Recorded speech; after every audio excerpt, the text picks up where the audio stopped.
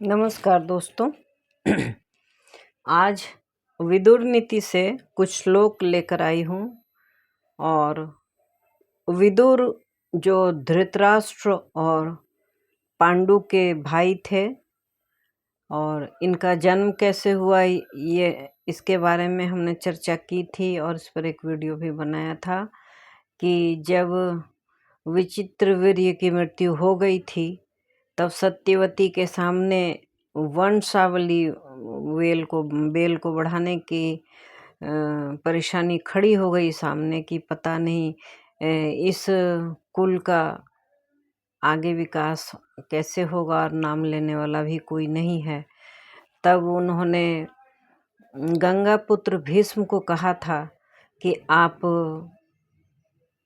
इन दोनों से नियोग प्रथा के तहत दोनों से विवाह करें। और जो काशी नरेश की पुत्री थी अंबिका और अंबालिका, उनसे पुत्र नहीं हुआ था विचित्रवीर्य को और उनकी मृत्यु पहले हो गई थी। तो अब तो पुत्र का जन्म होना था और उसमें नियोग प्रथा थी कि जब पति मर जाए तो कुल का ही कोई भाई, चाहे वह बड़ा हो या छोटा, उससे नियोग प्रथा के तहत पुत्र का जन्म हो सकता था, संतान की उत्पत्ति की जा सकती थी। तो उन्होंने सत्यवती ने जब बहुत सोचा और गंगा पुत्र भीष्म को कहा कि अब ये तुम्हारे हाथ में है, इस कुल के विकास का कैसे क्या उपाय करना है। तो उन्होंने कहा कि मैं रक्षा का भार है मुझ पर। तो कहा कि जब शासक ही नहीं होगा तो रक्षा किसकी करोगे, इसलिए उन दोनों से विवाह करो और संतान की उत्पत्ति करो। तो उन्होंने कहा कि नहीं माते, मैंने भीष्म प्रतिज्ञा ली है, कठोर प्रतिज्ञा ली है। तो सत्यवती के पिता जो मछेरे थे उन्होंने कहा कि मेरे सामने ही तुमने व्रत लिया था, मैं वह प्रतिज्ञा तुम्हें वापस लेने की आज्ञा देता हूँ। तो उन्होंने कहा कि नहीं, यह प्रतिज्ञा जो मैंने ले ली वह प्रतिज्ञा लेने वाले के स्वविवेक पर निर्भर करता है और मैं आजीवन ब्रह्मचर्य धारण कर विवाह न करने और संतान न उत्पन्न करने का ही प्रण लिया था और केवल इस कुल में जो शासक बनेंगे उनकी रक्षा करने का व्रत लिया था। मैं उससे पीछे नहीं हटूंगा। तब सत्यवती ने कहा कि तब तुम जाओ और वेद व्यास को बुला कर ले आओ, व्यास को बुला कर ले आओ। तो उन्होंने कहा क्यों माते? तो कहा कि इस सवाल का जवाब भी तुम उन्हीं से मांग लेना। माता की आज्ञा पाकर भीष्म वन की ओर चले और व्यास के आश्रम में पहुंचे। तो व्यास ने उन्हें देखते ही कहा कि मैं जानता था कि आप आएंगे, आपने अपनी माता की बात नहीं मानी क्योंकि वह आपकी अपनी माता नहीं है। कहा कि ये तो और बात है कि मैंने क्यों नहीं मानी, लेकिन उन्होंने आपको बुलाया है और आपने यह कैसे कहा कि वो मेरी माता नहीं है। तो कहा, व्यास ने कहा कि वो आपकी माता नहीं है, नहीं तो आप बात मान लेते और मुझे आज्ञा दी है उन्होंने, तो मैं इनकार नहीं कर सकता क्योंकि वह मेरी माता है। इस पर भीष्म चौंक पड़े थे और तब विस्तार से बताया था व्यास ने कि किस तरह से पराशर मुनि उनकी नाव में बैठ गए थे। सत्यवती पहले नाव खेती थी और सभी राहगीरों को, सभी पथिकों को नदी पार करवाया करती थी। और इसी दौरान एक दिन पराशर ऋषि उनके नाव में बैठे और जो उन पर मोहित हो गए और बार बार उन्हें इधर से उधर नाव चलाने को कहने लगे। तब सत्यवती ने पूछा कि आपकी मंजिल कहाँ है। तो उन्होंने कहा कि पता नहीं मेरी मंजिल कहाँ है, जब मंजिल मिल जाएगी तो मैं आपको रोक दूंगा। और उन्होंने प्रेम निवेदन किया था और यह कथा के अनुसार है कि उन्हें सत्यवती को गर्भ ठहर गया था और व्यास का जन्म हुआ था। व्यास इतने गुणवान और विद्वान थे कहते हैं कि जन्म लेने के बाद ही वह तुरंत ही वन को प्रस्थान कर गए और वन में ही रहने लगे।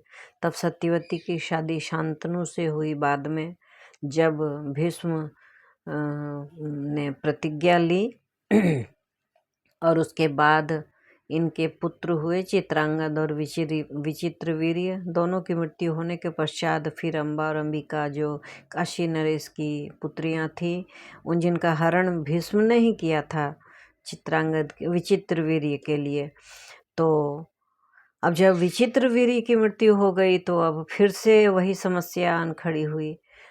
तब ये सारी बात बताई व्यास ने कि मैं उनका पुत्र हूँ और मैं उनकी आज्ञा को नहीं टाल सकता।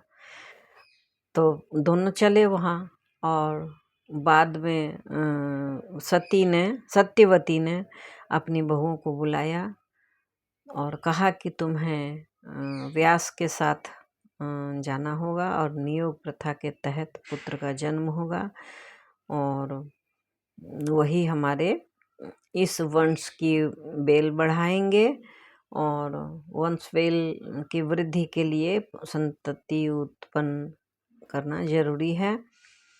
तब एक माता शायद अंबिका ने जब नियोग प्रथा के तहत जब व्यास के सामने आई तो उनके तेज को देखकर उनकी आंखें बंद हो गई।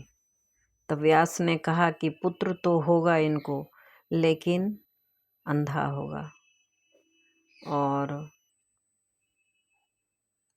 दूसरी बहन जब आई, विचित्रवीर्य की दूसरी पत्नी जब उनके सामने आई, तब जैसे ही उनके सामने व्यास आए तो डर से वह कांप गई।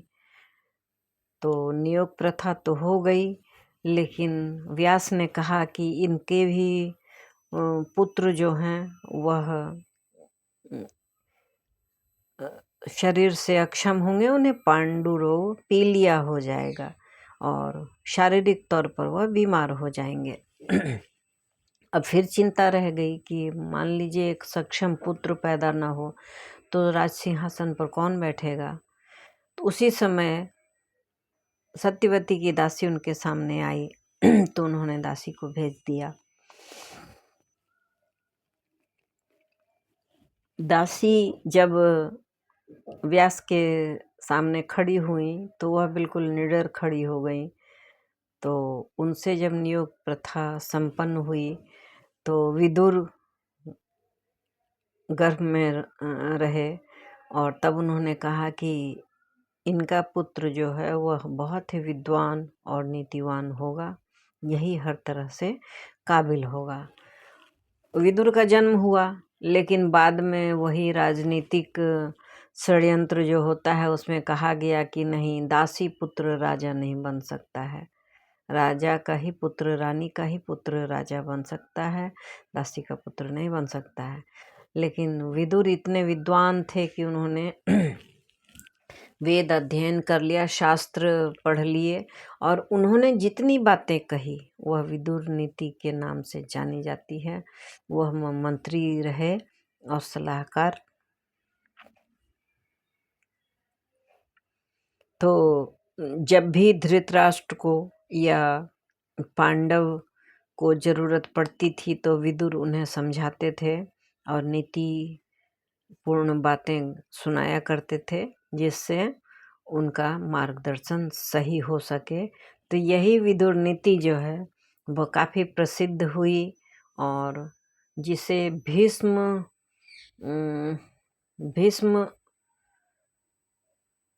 खंड कहा जाता है या भीष्म, जिसको चैप्टर कह सकते हैं, भीष्म चैप्टर था यह।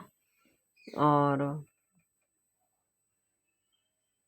उसमें उन्होंने सारी नीति पूर्ण बातें लिखी हैं। तो पहला अध्याय है और वैशंपायन उवाच, पहला श्लोक देखते हैं। द्वास्थम प्राह महाप्राज्ञो धृतराष्ट्रो महीपतिः विदुरम द्रष्टुम इच्छामि तमिहानय माँ चिरम। वैशंपायन जी कहते हैं कि संजय के चले जाने पर, संजय सारी बात सुनाया करते थे धृतराष्ट्र को, क्योंकि धृतराष्ट्र के नेत्र नहीं थे और संजय को दूरदृष्टि थी, वह दिव्य दृष्टि थी उनको। वह कुरुक्षेत्र की सारी बातें बैठे बैठे धृतराष्ट्र को सुनाया करते थे। तो वह चले गए थे और रात हो गई थी, लेकिन धृतराष्ट्र को चैन नहीं था। तब उन्होंने विदुर को बुला भेजा था। तब संजय के चले जाने पर महाबुद्धिमान राजा धृतराष्ट्र ने द्वारपाल से कहा, मैं विदुर से मिलना चाहता हूँ, उन्हें यहाँ शीघ्र बुला लाओ। प्रहितो धृतराष्ट्रेण दूतः क्षत्तारं ब्रवीत, ईश्वर स्त्वाम महाराजो महाप्राज्ञ दिदृक्षति। धृतराष्ट्र का भेजा हुआ वह दूत जाकर विदुर से बोला, महामते, हमारे स्वामी महाराज आपसे मिलना चाहते हैं। एवं उक्तस्तु विदुरः प्राप्य राज्य निवेशनम अब्रवीद धृतराष्ट्राय द्वाहस्थ मां प्रतिवेदय। उनके ऐसा कहने पर विदुर जी राजमहल के पास जाकर बोले, द्वारपाल, धृतराष्ट्र को मेरे आने की सूचना दे दो। द्वाहस्थ उवाच, विदुरो अयम अनुप्राप्तो राजेंद्र तव शासनात् द्रष्टुम इच्छति ते पादो किम करोतु प्रसाधि माम। द्वारपाल ने जाकर कहा, महाराज, आपकी आज्ञा से विदुर जी यहाँ आ पहुँचे हैं। वे आपके चरणों का दर्शन करना चाहते हैं। मुझे आज्ञा दीजिए कि उन्हें क्या कार्य बतलाया जाए। धृतराष्ट्रोवाच, प्रवेशय महाप्राज्ञं विदुरं दीर्घदर्शिनम् अहम ही विदुरस्यास्य नाकल्पो जातु दर्शने। धृतराष्ट्र ने कहा, महाबुद्धिमान दूरदर्शी विदुर को भीतर ले आओ, मुझे इस विदुर से मिलने में कभी भी अड़चन नहीं है। द्वाहस्थ उवाच, प्रविशान्तः पुरं क्षत्तर्महाराजस्य धीमतः महाराजस्य धीमतः न हि ते दर्शने अकल्पो जातु राजा ब्रवीद्धि माम। द्वारपाल विदुर के पास आकर बोला, विदुर जी, आप बुद्धिमान महाराज धृतराष्ट्र के अंतःपुर में प्रवेश कीजिए। महाराज ने मुझसे कहा है कि मुझे विदुर से मिलने में कभी भी अड़चन नहीं है। वैशंपायन उवाच, ततः प्रविश्य विदुरो धृतराष्ट्र निवेशनम अब्रवीत प्रांजलिर्वाक्यम चिंतयानम नराधिपम। वैशंपायन जी कहते हैं, तदनंतर विदुर धृतराष्ट्र के महल के भीतर जाकर चिंता में पड़े हुए राजा से हाथ जोड़कर बोले, विदुरो अहम महाप्राज्ञ संप्राप्तस्तव शासनात् यदि किंचन कर्तव्यम यमस्मि प्रसाधि माम। कर्तव्यमयम् अस्मि प्रसाधि माम। तोड़कर पढ़ने से थोड़ा अलग शब्द उच्चारित होता है। तो महाप्राज्ञ मैं विदुर हूँ, आपकी आज्ञा से यहाँ आया हूँ। यदि मेरे करने योग्य कुछ काम हो तो मैं उपस्थित हूँ, मुझे आज्ञा दीजिए। धृतराष्ट्र उवाच, संजयो विदुर प्राज्ञो गर्हित्वा च मां गतः अजातशत्रोः शोः वाक्यं सभा मध्ये सबक्ष्यति। धृतराष्ट्र ने कहा, विदुर, बुद्धिमान संजय आया था, मुझे बुरा भला कहकर चला गया। कल सभा में वह अजात शत्रु युधिष्ठिर के वचन सुनाएगा। तस्याद्य कुरुवीरस्य न विज्ञातं वचो मया तन्मे दहति गात्राणि तदकार्षित प्रजागरम। आज मैं उस कुरुवीर युधिष्ठिर की बात न जान सका, यही मेरे अंगों को जला रहा है और इसी ने मुझे अब तक जगा रखा है।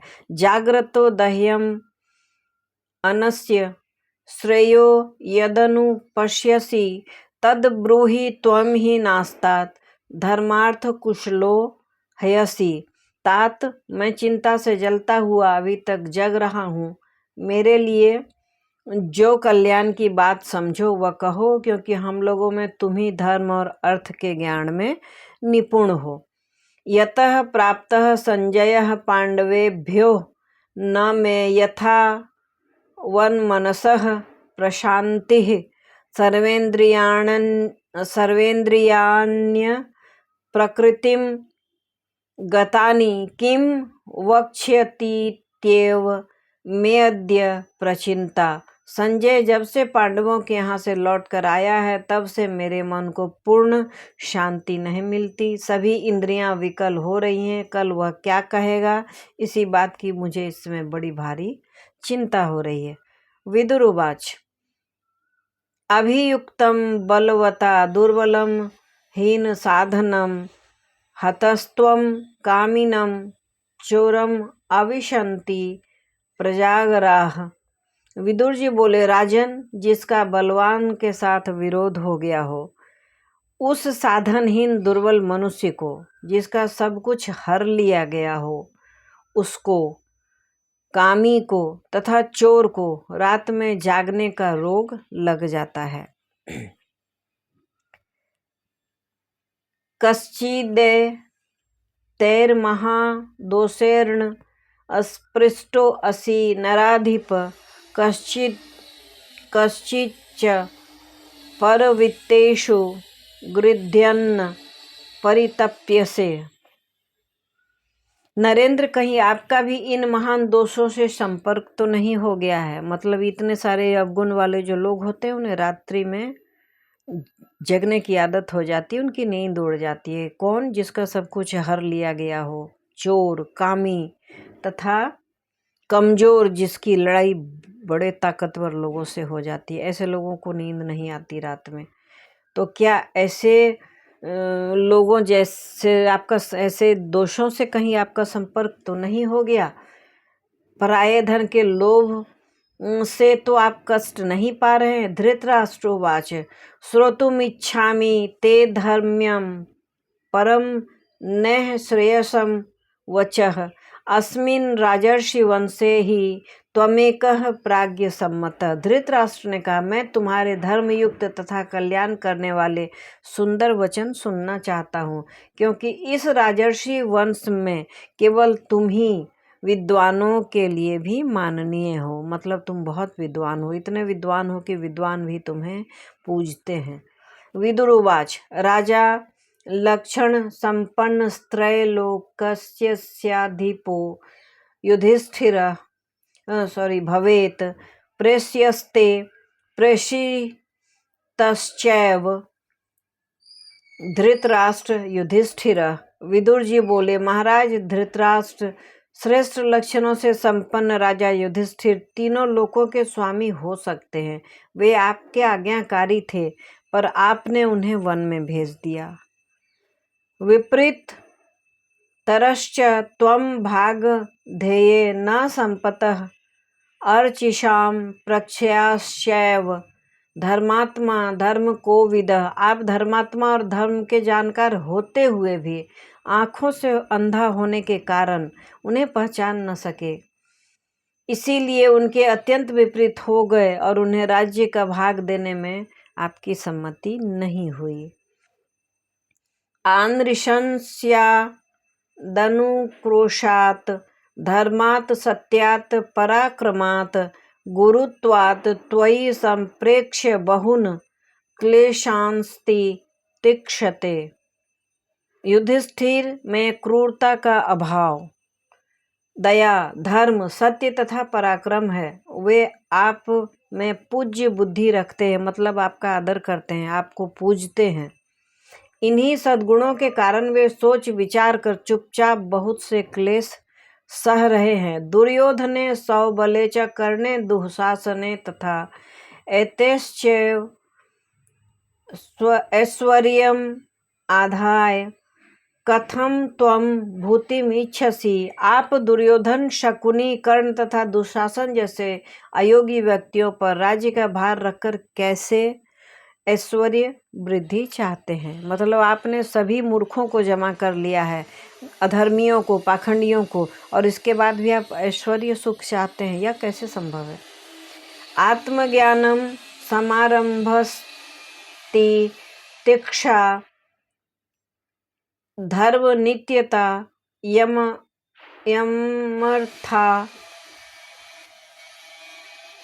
यमर्थान अपकर्षति स्वरूप स वै पंडित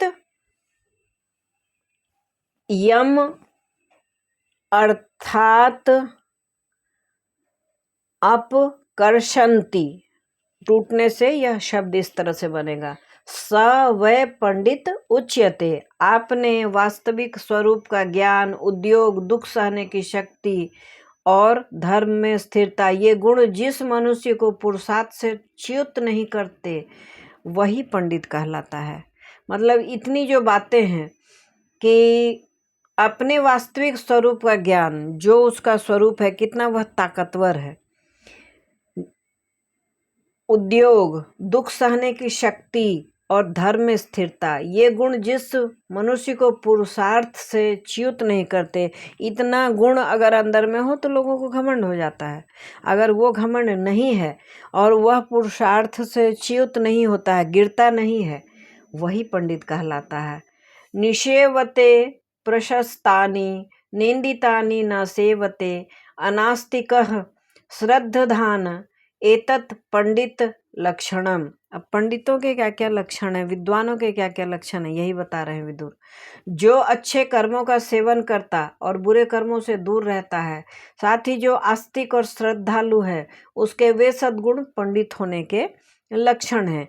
क्रोधो हर्षश्च दर्पश्च हृः स्तंभो मान्य मानिता यम अर्थान कर्षन्ति स वै पंडित उच्यते। क्रोध, हर्ष, गर्व, लज्जा, उदंडता तथा अपने को पूज्य समझना, ये भाव जिसको पुरुषार्थ से भ्रष्ट नहीं करते वही पंडित कहलाता है। इतने गुण होने के बाद भी नम्र रहना, विनीत होना बहुत बड़ी बात होती है, और ये गुण जिसमें होते हैं वही पंडित होते हैं। यस्य कृतं न जानन्ति मंत्रं वा मंत्रितं परे कृतं एवास्य जानन्ति स वै पंडित उच्यते। दूसरे लोग जिसके कर्तव्य, सलाह और पहले से किए हुए विचार को नहीं जानते बल्कि काम पूरा होने पर ही जानते हैं, वही पंडित कहलाता है। यस्य कृत्यं न विघ्नन्ति शीतम उष्णम भयम रतिः समृद्धि रस समृद्धिर्वा स वै पंडित उच्यते। सर्दी, गर्मी, भय, अनुराग, संपत्ति अथवा दरिद्रता जिसके कार्य में विघ्न नहीं डालते। कहने का मतलब है कि सर्दी भी हो रही है या गर्मी लग रही है फिर भी काम में विघ्न नहीं होता है, ऐसे लोग पंडित कहे जाते हैं।